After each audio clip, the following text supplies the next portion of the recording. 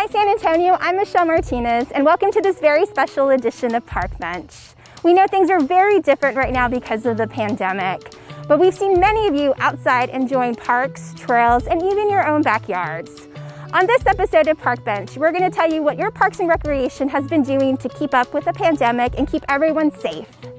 On this episode, we're sharing new additions to the Howard W. Peak Greenway Trail System, learning how trail stewards are keeping our community safe, sharing information about the summer food program, and we're visiting with Homer Garcia, Director of Parks and Recreation. Let's get started.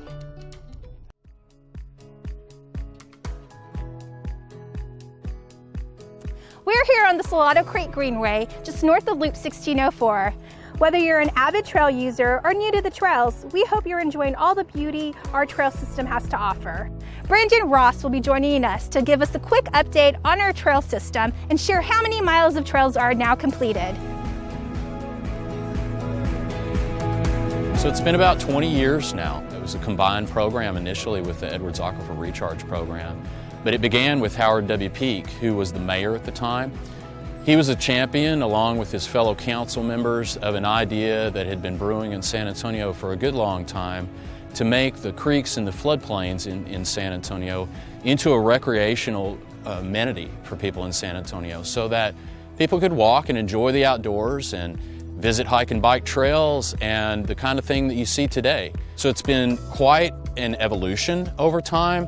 And then ever since, we've been building miles and miles of greenways, and we're basically up now to 80 miles of trails all along Salado Creek, Leon Creek, the West Side Creeks, Medina River, and a lot of the tributaries within San Antonio. We're trying to build on all sides of the city and to reach as many neighborhoods as possible so that people will have walkable access. So it's a great opportunity for San Antonio residents and visitors alike to come out and enjoy the outdoors with your family, your loved ones, your dogs, whatever it may be, just to be able to basically get out and get some of the beautiful views of the geology of the creek itself, of the wildlife in the floodplains and the beautiful areas in San Antonio. So just over the past year, we've been able to open 10 more miles of trails. We had 70 miles coming into middle 2019, and ever since then, we've been opening up more and more segments of trail, including on the Medina River Greenway system. There's actually 2 trail segments for a total of 7 miles that we've opened on the Medina River Greenway trail system. That system is now complete. It's a 17-mile trail system all the way from Medina River Natural Area to Mission Espada. And you've got a lot of opportunities down that way to look at migratory birds along Mitchell Lake and along Casson Lake. Both of those lakes are basically right adjacent to the trail, so you can see the water, you can see the birds interacting in their native habitats, and it's a really beautiful scene down at Medina River. So that's definitely one to go see. And then the Salado Creek Greenway North, that's where we are now, north of Loop 1604, going almost to the border of Camp Bullis. It's another 3 miles that we've opened just in the last month, and it's a beautiful segment of greenway. You can see the cliff behind me. There's a lot of deer and wildlife along this system, and we look forward to the day, of course, that we're going to be able to connect this to Eisenhower Park and then build it down the other side through Leon Creek as well. We're hoping for Leon Creek to be fully completed up through the rim to the Eisenhower Park trailhead that's now under construction in 2021. So that's going to be an exciting development for everybody to really enjoy when we get to that point. The trails are getting a lot more use since the pandemic began. I think because people are just able to social distance more easily in an outdoor environment like this, and of course we continue to encourage people to use social distancing like they need to. But we've seen a great increase in the interest in people who've never even used the greenways before. We just continue to impress upon people to take to the trails, so to speak, in a way that's courteous to other people and that respects other people's space, because there's just more people on the trails, and we want to make sure that everybody's safe. So especially when you're coming around those corners, watch and make sure that your dogs, your children are close by, that you're staying to the right, passing on the left, and also make sure during the summer to bring a lot of water with you, because it does get very hot on the greenway trails. We want to make sure everybody's safe while they're out here. For more information, visit our website and follow us on social media. Hey San Antonio, stay fit with our new Homebody series and check out more fitness videos on social media. Ready to get moving? It's your lucky day. We have a special workout just for you.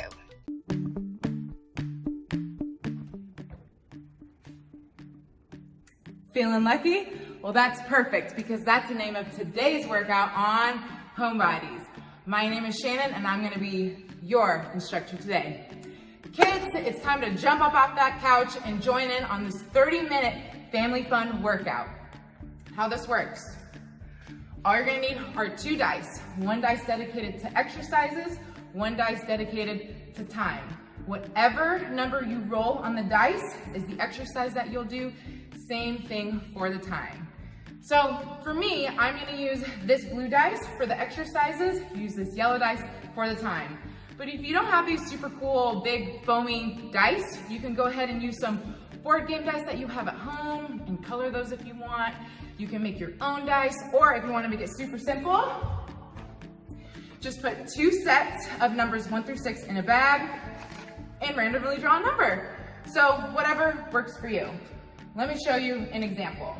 So my blue dice is the exercise dice. Bam. And yellow is time. Snap. Okay. And we got a 6. So I'm gonna do hopscotches for 1 minute and 15 seconds. I hope everybody's ready, because I'm ready. Let's let the games begin. Start off by planting 2 feet on the ground and hopping 1 foot back and then back down. Repeat on the opposite leg. It's gonna feel like playing real hopscotch. To modify, forget the jumping and do stationary butt kickers. Lay down in a sit-up position with arms slightly outward and swivel from side to side. Try to touch your fingertips to your heels for the full core burn. Woohoo! Cardio time, everyone. Jump up, come down on your hands, and extend your legs all the way back out and then back in. Keep that up until your time runs out. Modification, do a calf raise instead of a jump and walk your legs out and in.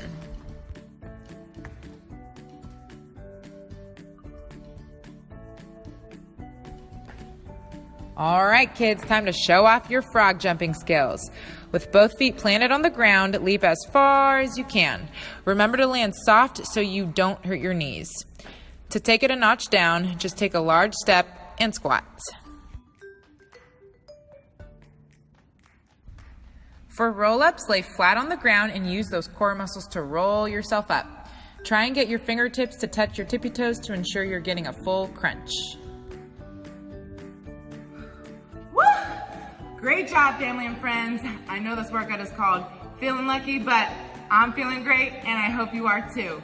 Remember, this is a family workout, so mom, dad, grandma, everybody jump into this, or if you want, you can virtually challenge somebody to this workout. I still have time left on the clock, so I'll see you all on the flip side. The City of San Antonio's Parks and Recreation Department is essential to residents during this challenging time. We caught up with Parks and Recreation Director Homer Garcia to tell us more about what's going on with your city parks. So Homer, tell us what Parks and Recreation has been doing to support our residents during the pandemic. We've been doing 2 primary things. Number 1 is making sure that we're getting meals to the community. When the pandemic started, we teamed up with DHS early on to help get food out to seniors. But then once summer came and school was out, we started our summer food program that actually began June 1st. So we've continued that food service delivery at designated sites where public come, pick up the meal, take it home to enjoy. And then second, we've been making sure our parks are clean, open to the public for use during the pandemic. So we've seen a lot of uptake as far as park usage and trail usage. What kind of numbers or what kind of things are you seeing? We've seen more and more people are coming out to our trails actually. Our Howard W. Peak Greenway Trail System has been very good outlet. And while it's always been a jewel in our portfolio and a popular amenity, we have really seen an uptick, which is a good thing because we know that parks are critical to providing relief to the public during this pandemic, not only mental, but also able to maintain physical activity.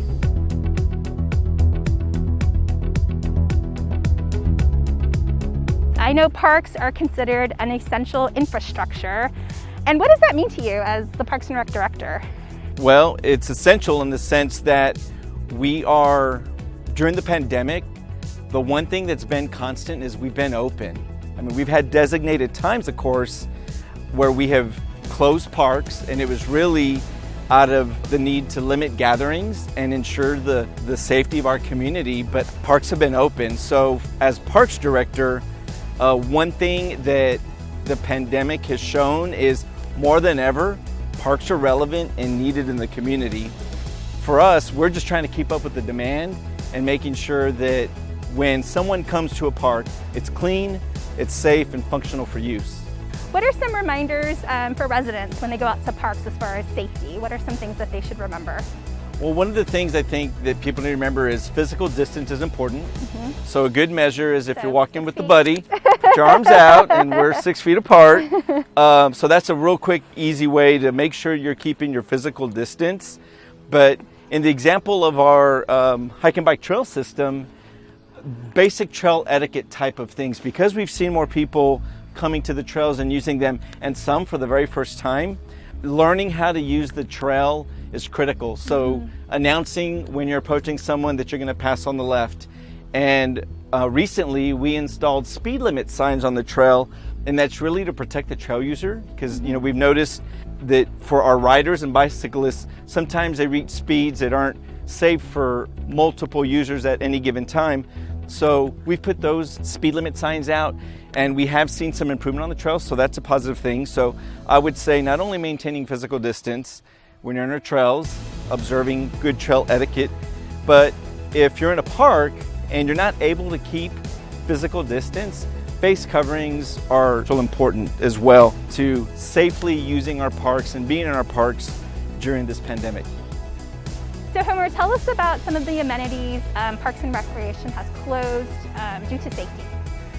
Some of the amenities we have closed are those amenities where typically we see people congregating. So for example, playgrounds. At the start of the pandemic, playgrounds were one of the first amenities to close, and they remain closed today.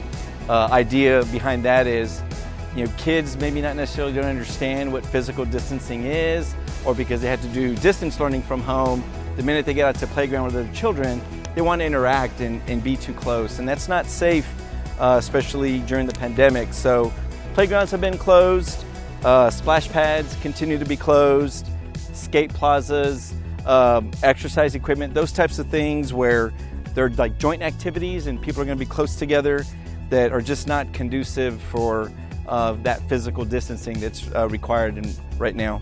We've really tried hard to put physical distancing reminders at parking lots, at trailheads, and high traffic areas to physically display what 6 feet looks like.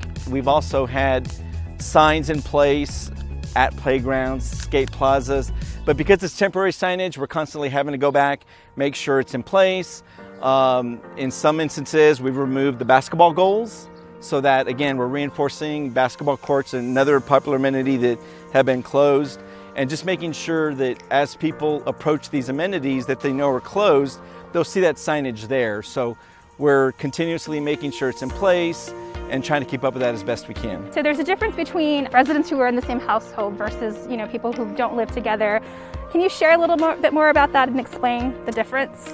So currently, members of the same household may come out and enjoy a barbecue at a picnic pad, but the commingling of households where you're not quite sure what the foot traffic has been and where people have gone to before, that's what's prohibited. So, and when we get back to some of the park closures where those celebratory type events, whether it's Easter or 4th of July, that bring people together, really getting back to commingling of households, we've really worked hard to try to eliminate that. So if you're going to be in a park, physical distancing is important.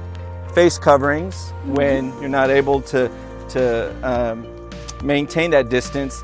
And then lastly, if you're going to come out to a park and have a picnic, do it with members of your immediate household and family to help us rebound quicker from this pandemic, because we're all eager to get through it together. So one of the other things that I wanted to point out, we've heard in the past the term pack it in, pack it out. And we've used that a lot around Easter weekend when people are going to come to parks. As a way to help keep them safe and clean, we encourage people to take out with them what they bring to a park as a conservation practice. But in the context of the pandemic, if you think about not leaving any trash in the park that someone else is going to have to come behind and pick up, whether it's a staff person or possibly even another pedestrian being a good park patron, picking up that trash, that eliminates a contact point, if you will. And so I think in you think about terms of the pandemic, pack it in, pack it out takes on a whole new meaning, but it's a great way to do your part to protect the community. That's really important. I know things are rapidly changing, so where can residents find more information on closures and just anything? Well, they can come to our website, SA Parks and Rec. Also follow us on Facebook and Instagram.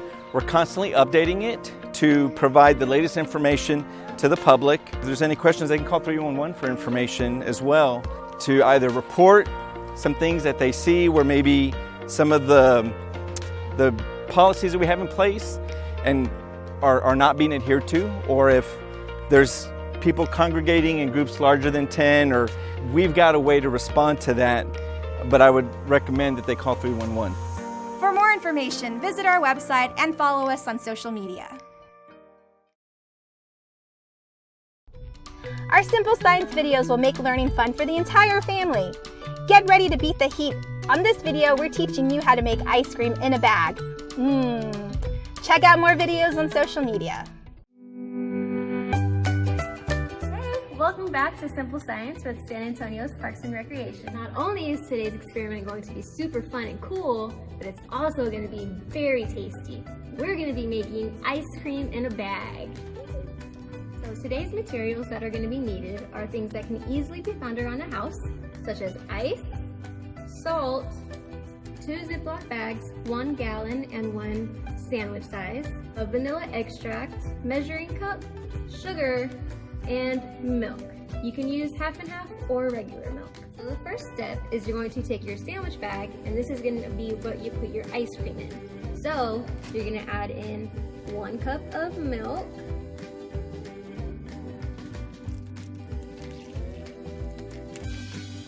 and then you're going to need 2 tablespoons of sugar,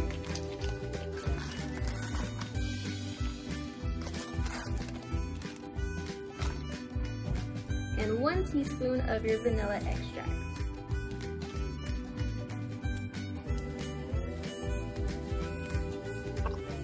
Once you have everything mixed, or in the bag, make sure there's no air in it, and seal it, and then give it a quick little mix. That way the sugar dissolves into the milk.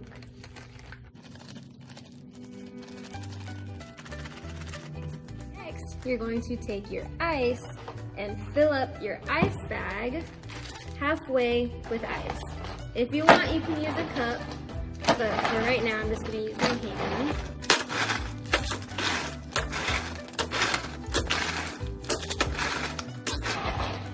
Once you have a good amount of ice, you're going to put in 3/4 a cup of salt.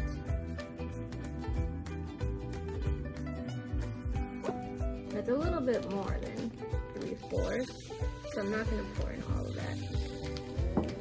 Alright. Now, you're going to take your ice cream bag and place it into the ice. I'm going to put a little bit more of ice on top of the ice cream bag. And then you're going to seal it. Again, make sure there's no extra air. And now, you're going to take your bag and you're going to give it a good shake from anywhere between 5 to 15 minutes.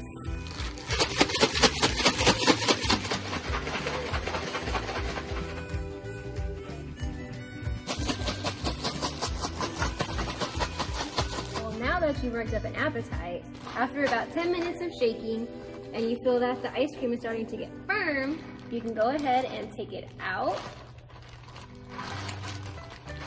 You may want to wipe it down with a damp cloth or even run it under the faucet to get the salt off of the seal. But then you can open it and you have a spoon and enjoy. So good. You can even test out your own recipes using different kinds of extracts, crushed up cookies, or even some fresh fruit. The possibilities are endless. But I hope you had fun today. Thank you for joining us. We'll see you next time. Bye. As more people venture outside and take to the trails to enjoy fresh air and sunshine, safety is always a priority. You might have seen cyclists in bright green fluorescent shirts. Those are our trail stewards, and we met up with a couple of them to learn more about what they do and what they're doing to help keep us safe.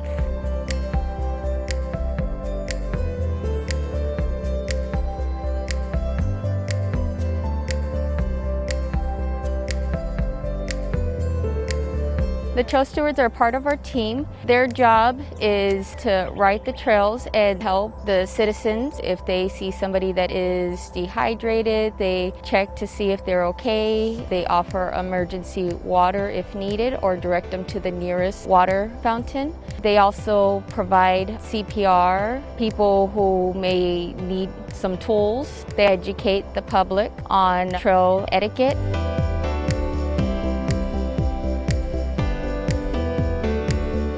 I enjoy and love being a trail steward because it keeps me out in nature and I'm helping people out and keeping the beauty of the trails intact.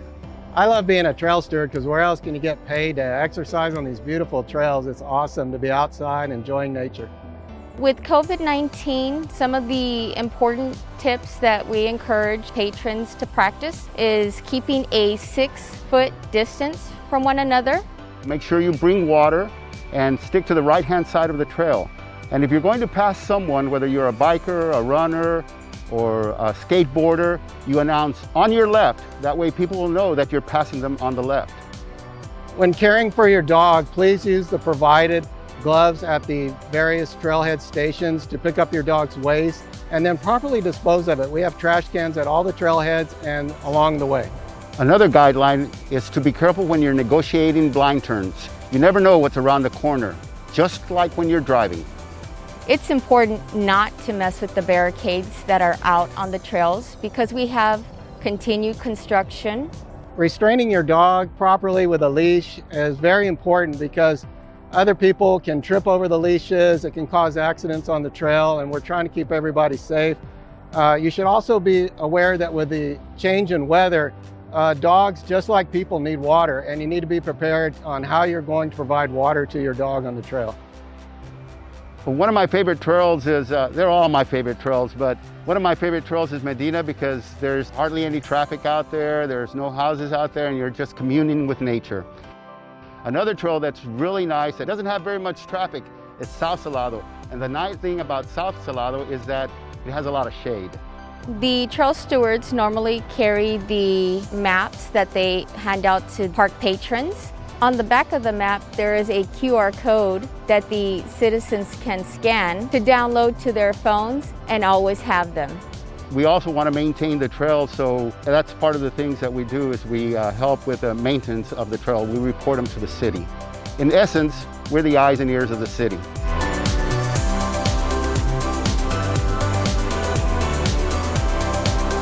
Our trail stewards do a lot to keep us safe out on the trails.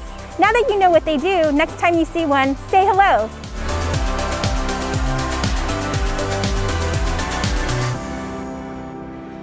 For more information, visit our website and follow us on social media. Our quick craft videos are easy and simple. All you need is a couple of household items and your imagination. Get ready to get crafty. We're making a bird feeder today. Wow, look at that bird. I wonder if it's hungry, or maybe it needs somewhere to live. I'm gonna build it a house. That's a good idea, right? Welcome to Quick Crafts. Let's go inside and get this project started. Today's quick craft is for the birds. We're gonna make bird feeders and bird houses, but we're gonna start with this one first. The materials for your bird feeder should be things you can hopefully find around your house. You will need a water bottle, bird seed, some popsicle sticks, hot glue, scissors, and some fishing line or string that you can hang it with. For our bird feeder, you're going to start by cutting holes that are large enough to fit a popsicle stick through the bottom of your bottle, but not too big that all your bird seed won't fall out. Once you've made your holes and put your popsicle stick, you're going to put a little tiny bit of hot glue to secure your popsicle stick. Then you will use hot glue to add little places to sit while the bird eats their lunch.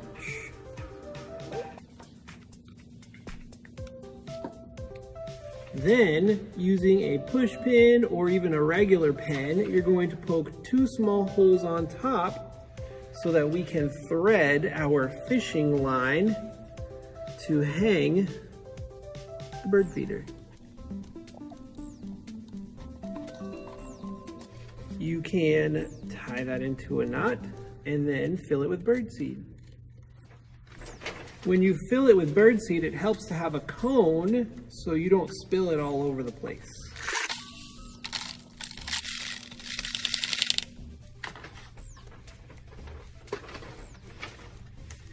I spilled a little, but that's okay.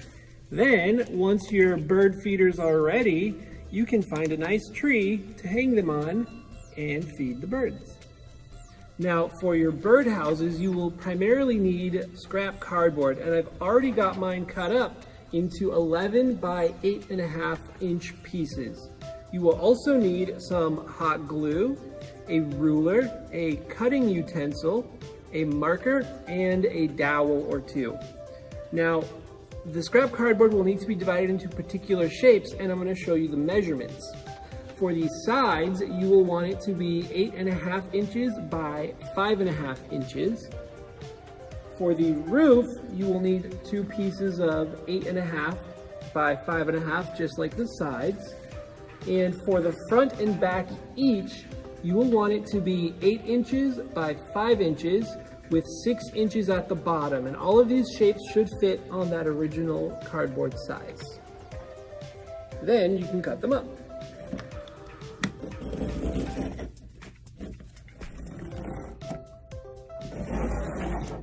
After all your pieces are cut out, don't forget to draw a shape and cut it out so that your bird can get into their house. Then, once all your pieces are ready, you can go ahead and hot glue them to a base.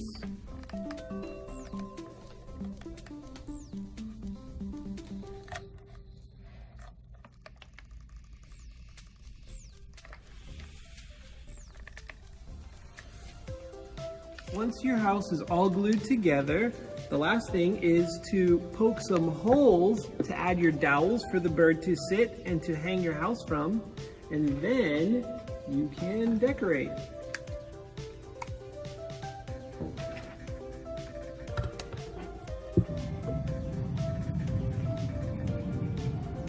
And there we go. Welcome home, birds. I hope you had fun with today's activity, bird homes and feeders, and we'll see you next time.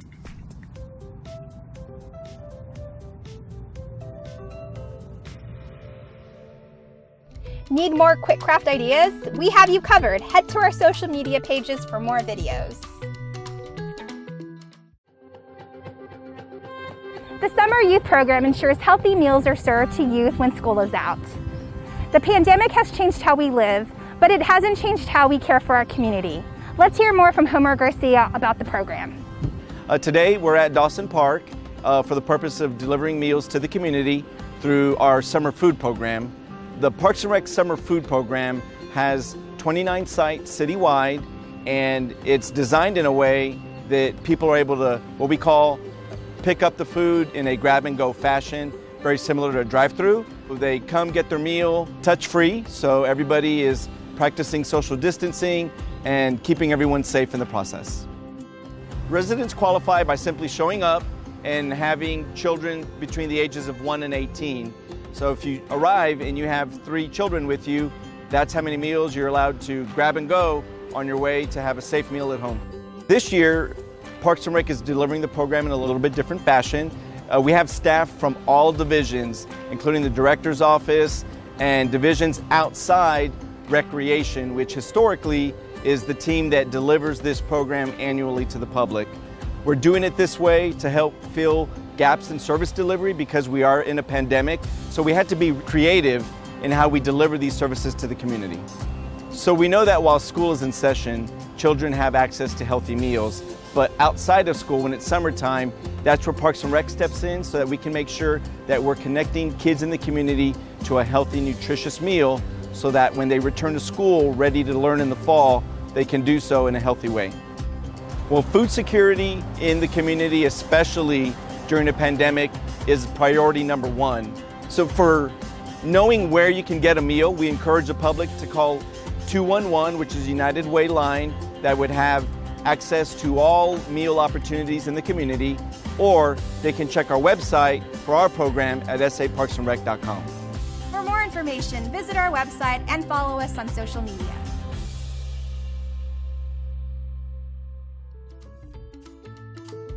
And that's our show. Thanks for watching. To stay updated on closures and anything Parks and Rec related, be sure to visit saparksandrec.com or on social media.